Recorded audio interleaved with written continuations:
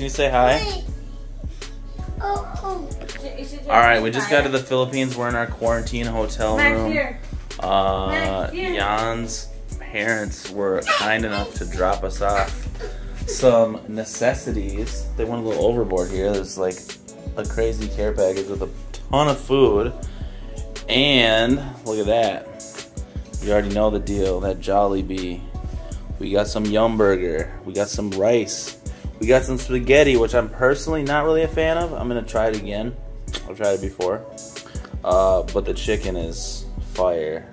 And the gravy too. And I kind of like the Yum Burger. What else? Oh yeah. And to wash it down with some good old Red Horse, a Philippine staple. And lots of ice. Yeah, they drink it with ice. Look at this. Let me see. 6.9% alcohol by volume. That's pretty strong for a beer that's so drinkable like this. So anyways, we're gonna get down on some of this, and we'll catch you later. Peace. Max, throw up the deuces. Max, can you go like this? No? He's sidetracked. Alright. Anyways, we're gonna eat this food.